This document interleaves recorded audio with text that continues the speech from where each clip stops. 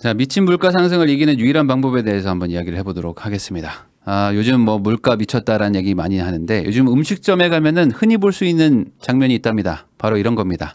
뭐냐면은 폭염으로 상추가 현재 품귀 상태입니다. 한시적으로 뭐 1인당 상추 5장만 뭐 드리는 점 양해 부탁드립니다. 뭐 이런 것처럼 뭐 상추 뭐 조금 주고 뭐 상추 대신 요즘에 뭐 고추 주는 데도 있고 물가 올라서 요즘에 뭐 음식점에서 뭐 음식 먹기 힘들다 이런 분들 정말 많죠. 그럼 얼마나 많이 올랐을까 보면은 1년간 소비자 물가지수 등장률을 보면은 뭐 지금 뭐 2.6% 이게 5월인데 그 뒤로 더 올랐죠. 근데 지금 정말 많이 올랐다고 느끼는 게 뭐 그 마트 가 보면은 이거 장난 아닌데 라고 느끼는 게 고추가 막 한 개에 막 1,000원이야. 그래서 뭐 이게 무슨 말도 안 되는 금액이야. 거기다 뭐 자두 막 수박 막 이게 뭐 어마어마하더라고. 그래서 뭘 담을 수가 없을 정도예요. 그래서 보면은 뭐 석유 같은 것도 뭐 23% 올랐다. 농산물 올랐고 5월 기준이지만 뭐 파는 130%, 마늘은 53%, 달걀 뭐 45%, 고춧가루도 많이 오르고 막 이랬답니다. 그러니까 결국에 먹을 게 많이 비싸지면서 음식점들이 뭐 난리가 난 거죠. 네, 그러다 보니까 요즘에 어떤 얘기가 나옵니까? 런치플레이션. 점심값이 너무 비싸지고 있다. 그게 지금 체감된다는 거죠. 점심을 매일 먹으니까. 근데 이제 그러다 보니까 이제 웃긴 짤방 같은 게 도는 것 중에 하나가 이제 JTBC 뭐 뉴스였던 것 같은데 밥 먹고 커피 마시면 2만 원이에요 하면서 요즘에 런치플레이션이 심각합니다라고 했는데 디테일을 보면은 밥은 9,000원이야. 근데 커피가 4,100원이고 아이스크림 하나가 4,800원이었는데 이게 커피가 4,500원이 되고 해장국이 10,000원이 되고 아이스크림이 5,200원이 됐다는 건데 누가 점심 먹으면서 스타벅스에서 한 잔 때리고 하겐다즈 먹습니까? 이건 좀 말이 안 되잖아요. 그래서 이렇게 계산하면은 저는요 점심 5만 원도 먹을 수 있습니다. 투게더 사고 뭐 구구콘 사고 하면은 뭐 많이 사면 되지 뭐 다 먹으면. 그러니까 이거는 아니다. 이거는 이제 웃기려고 하는 거지만 그래도 지금 런치플레이션이 심각하긴 하답니다. 그래서 지금 점심값이 평균적으로 8,500원 정도는 좀 내야 된다. 그리고 이제 뭐 판교 쪽이 되게 많이 비싸지고 있다고 합니다. 아마 여기가 이제 급여도 높아지면서 뭔가 점점 더 비싼 음식들을 먹는 게 아닌가 싶기도 하고. 그래서 다 많이 올랐고 구내식당도 많이 오르긴 했지만 요즘에는 구내식당이 그래도 좀 가성비가 있다. 그래서 도저히 안 되겠는 곳들은 이제 도시락도 사서 드시고 하시는 거죠. 결국에 지금 밥값도 많이 비싸지고 있다. 서울 지역 기준인데 짜장면도 이제는 많이 올랐다. 15% 정도 올라가지고 뭐 한 6,000원 정도는 가고 캔커피도 지금 뭐 한 1,800원 정도 평균. 냉면도 비싸죠. 냉면은 원래 비싼데 지금 더 비싸졌어요. 아메리카노도 한 4,500원 정도. 김밥도 이제는 3,000원이 이제 평균이다. 김치찌개 7, 8,000원 하고 비빔밥은 10,000원 정도 한다는 거죠. 그러니까 그만큼 지금 너무 비싸다. 근데 이거는 사실 보이는 거죠. 보이는 인플레이기 때문에 양반입니다. 제가 얘기하는 거는 보이지 않는 인플레도 있다는 거죠. 보이지 않는 인플레를 뭐라고 얘기하냐면 슈링크플레이션이라고 하는데 요거는 어디서 볼 수 있냐면은 제과 쪽 아이스크림 이런 데서 볼 수 있습니다. 요거는 이제 그 슈링크플레이션의 뭐 좀 자료로 제가 이제 가져온 건데 요만한 게 똑같은 가격인데 좀 사이즈가 좀 작아졌죠? 원래 한 요만큼 있어야 돼. 요만큼 좀 있어야 되는데 누가 한 입 먹은 것처럼 작아졌어. 근데 가격은 뭐 똑같이 뭐 1,000원 뭐 이렇게 하는 거죠. 그러니까 양을 줄여가지고 사실상 물가 상승을 일으키는 거라 이거죠. 근데 밥이나 뭐 이런 거는 딱 정량을 내가 알고 있죠. 뭐 상추 한 장 뭐 이런 거니까 바로 느껴져. 우유 1리터, 2리터 너무 비싼데? 하는데 과자류나 아이스크림류는 어차피 간식으로 먹는 거다 보니까 한 입 덜 먹어도 그게 그거 같거든요. 뭔가 좀 작아진 느낌이긴 한데 하면서 그냥 쓱 먹는다 이거죠. 가격이 똑같으니까. 그래서 이런 거 막 짤방도 많이 돈다고 합니다. 그래서 미국에서 뭐 올라온 것 같은데 점점 더 작아지는 거야. 점점 더 작아지고 장수도 54장에서 뭐 50장으로 줄고 프링글스가 막 점점 작아지고 막 이런 것들이 막 보이는 거죠. 용량이 작아지면서 사실상 인플레이션을 태우는 거죠. 근데 반대로 막 이건 해자야라고 하는 것들도 있습니다. 예전에도 한번 이런 거 있었죠. 통큰 치킨 뭐 해가지고 마트에서 많이 팔았는데 지금은 홈플러스에서 또 포문을 연 것 같습니다. 그래서 한 마리에 6,990원. 그래서 이 많은 거를 지금 7,000원에 주는데 제가 최근에 BBQ인가? BBQ에서 뭐 블랙 뭐 하는 거 있어요. 뭐 배달비랑 다 해가지고 3만 원이 넘어가더라고. 먹으면서 이걸 3만 원 주고 먹어도 되나? 뭐 이런 느낌이 좀 들었는데 어쨌든 지금 뭐 7,000원에 한 마리를 준다. 물론 뭐 맛이 뭐 프랜차이즈 대비 뭐 떨어질 수밖에 없겠지만 그만큼 이게 이슈가 될 정도라면은 지금 물가 상승이 되게 좀 심각하다라고 느끼는 것 같아요. 자, 그래서 오늘은 이 인플레이션이 사실 인플레이션 온다 하니까 뭐 그런가 보다 하는 분들한테 인플레이션이라는 게 대단히 좀 무섭다. 근데 이거를 사람들이 잘 못 느낄 수밖에 없다. 그 이유가 뭔지에 대한 이야기를 하려고 합니다. 사실 인플레이션이라는 거는 내가 좀 열심히 아끼고 내가 좀 착실하고 악착같이 좀 돈 좀 모아봐야지라고 생각하는 사람들한테만 좀 느껴지는 게 있어요. 그게 무슨 소리냐? 사실 인플레랑 상관없이 오히려 막 소비를 더 하는 분들,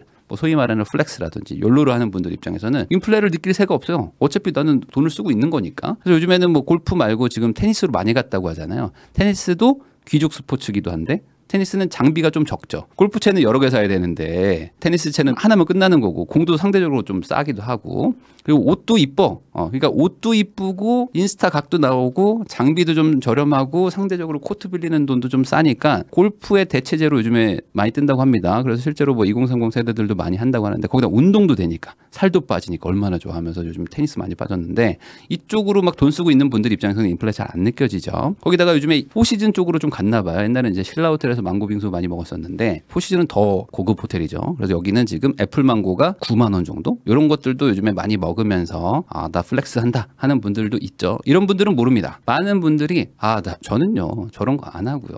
저런 거 뭐 굳이 뭐 저는 관심도 없고요. 저는 착실하게 살고 있거든요. 나랑 저런 얘기는 상관없어 라고 하시는 분들도 인플레는 나를 공격하고 있다는 게 제 이야기입니다. 인생 즐기면서 삽시다 빡빡할 필요 없어요. 뭐 이런 분들은 제가 오늘 다루는 주제랑은 상관없는 분들입니다. 우리 채널은 아무래도 또 재테크에 관심 있는 분들도 많고 저축도 하면서 나중에 뭔가를 좀 도모해 봐야겠다 하는 분들이 많이 보는데 그런 분들은 사실 부자 되려고 하는 사람들이 많고 그러면은 지금도 사실 되게 고통스러운 삶을 살잖아요. 저축이라는 되게 고통스러운 삶. 근데 이거보다도 더 고통스러운 길을 가야지만 인플레이션을 이길 수가 있습니다. 왜 그러냐? 인플레이션을 이기는 두 가지 방법이 있는데 첫 번째는 이겁니다. 소득을 높이면 돼요. 이게 무슨 말이냐? 자, 이게 뚜레쥬르에서 뭐 알바생이 찍은 사진인 것 같은데 요즘 물가가 얼마나 빨리 오르는지 단적으로 보여주는 사진 아닌가. 이 2,500원짜리 버터스콘이 2,700원, 2,700원, 3,200원, 3,400원으로 쭉 올라가는 거잖아요. 근데 이렇게 올라가는 거 상관없지? 왜? 나도 돈 많이 벌면 되니까. 내가 물가가 오르는 만큼 돈을 벌면 아무 문제가 없습니다.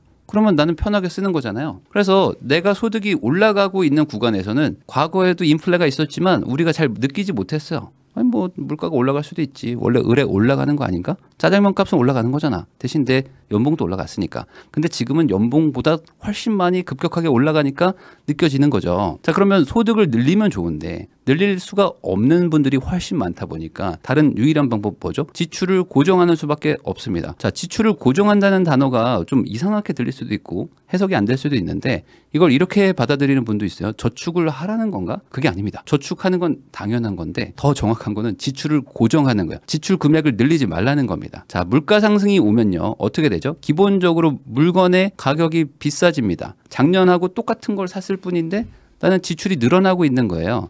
근데 이거 지출을 고정하려면 어떻게 됩니까? 생활 수준을 낮추는 수밖에 없죠. 그러면 아주 속상한 얘기지만 생활 수준을 낮추는 게 본전밖에 못하는 겁니다. 이게 본전인 거예요. 아니 지금도 살기 힘들어 죽겠는데요. 지금도 저축하기 힘든데요. 그래도 여기서 더 낮춰야 돼요. 그래야 내가 본전치기라도 하는 겁니다. 자, 그러면 여기서 잘 안 와닿을 수도 있어요. 그러면은 제가 이렇게 좀 예를 들어볼게요. 뭐 김대리가 있다고 칩시다. 김영식 대리입니다. 김 대리, 다음 달부터 우리 회사가 조금 힘들어서 그러니까 주말에 하루씩 더 나와. 네, 그게 무슨 말입니까? 아니 원래 20일 일하잖아. 네, 21일 일하자고. 그게 왜? 아니 그냥 좀 그렇게 해야 될 것 같아. 대신에 연봉은 동결이야 라고 얘기를 했다고 치겠습니다. 자, 이런 팀장이 있다면은 우리는 표정이 어떻게 돼요? 분노하죠. 이건 말도 안 되는 일이죠. 아니 어떻게 회사가 20일 일하는 걸로 연봉 계약을 했는데 그냥 하루를 무조건 나오래. 일을 계속 하라는 거야. 연봉 고정으로. 뭐 잠깐 하는 것도 아니야. 앞으로 매년 계속 다니라는 거야. 그럼 이거 절대 못 참고 이거는 말도 안 되는 거고 이건 퇴사 사유가 됩니다. 이게 똑같은 일이 일어나는 겁니다. 뭐죠? 물가가 5% 올랐어요. 근데 연봉이 오르지 않았잖아요. 그럼 어떻게 됩니까? 나는 20일 일해가지고 번 돈 가지고 물건을 100원어치 샀는데 이게 105원이 된 거 아닙니까? 이게 105원어치를 사야 되는 거예요. 그러니까 21일 일해야지 본전이 되는 거예요. 그러니까 물가가 5% 올랐다는 것 자체가 나보고 하루 일 더 하라는 거랑 똑같다는 의미입니다. 내가 일을 안 하려면 어떻게 해야 돼요? 물건을 덜 사야죠. 잠깐만요. 왜 21일이 나오는 거죠? 그냥 뭐 살면 되는 거 아닌가요? 라고 생각하면은 똑같은 거라고 생각하시면 됩니다. 그러니까 물가가 올랐는데 내 급여가 안 올랐다? 빡쳐야 된다. 지금 열받아야 된다는 겁니다. 자, 이렇게 생각해 보세요.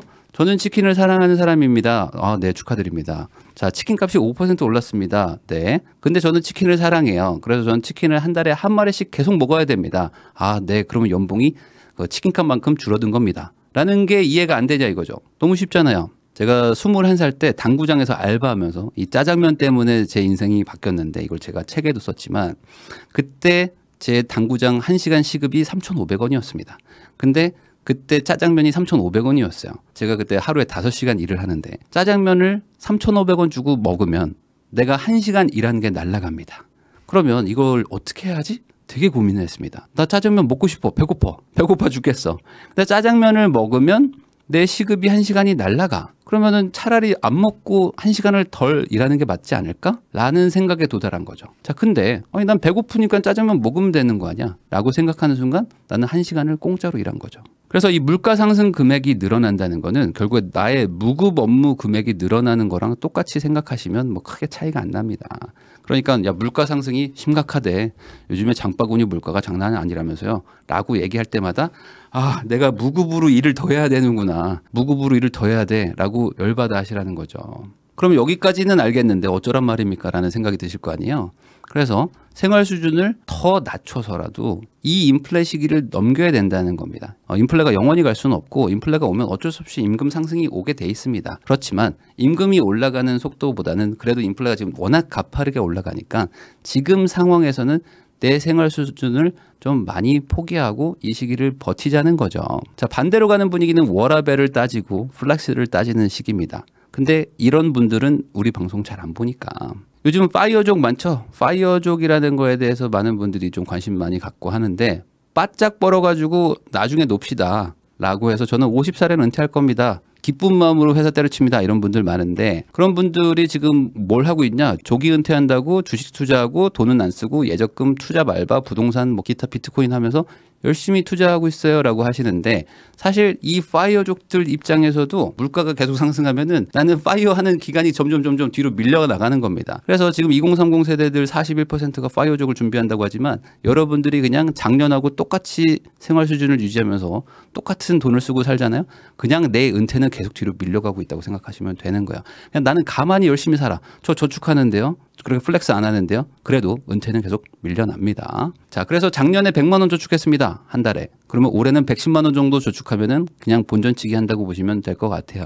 그러니까 작년보다 급여가 안 올랐는데 나 더 저축해야 돼. 그래야지 본전이야. 진짜 빡세게 살아야 되겠구나. 라고 생각하시라. 그런데 여기서 이런 분들이 있을 겁니다. 그게 저는 작년에 100만 원씩 저축하긴 했는데 올해는 좀 물가가 오르기도 하고 제가 조금 뭐 이런저런 일이 생겨가지고 오히려 90만 원으로 마이너스 10만 원 됐는데 이 정도면 괜찮나요? 라고 생각하시는 분은 지금 마이너스 20%를 때려 맞는 거라고 생각하시면 크게 다르지 않겠습니다. 그래서 재테크 채널을 보는 이유는 결국에 뭐 시간적 자유를 얻거나 뭐 금전적 자유를 얻어가지고 시간적 자유를 얻는 뭐 이거를 지금 꿈꾸는 분들일 거 아니에요. 그래서 이런 분들이 이 채널을 본다면 저는 이렇게 생각하면 좋을 것 같아요. 당신이 쓰는 돈은 당신의 시간을 쓰는 것이다.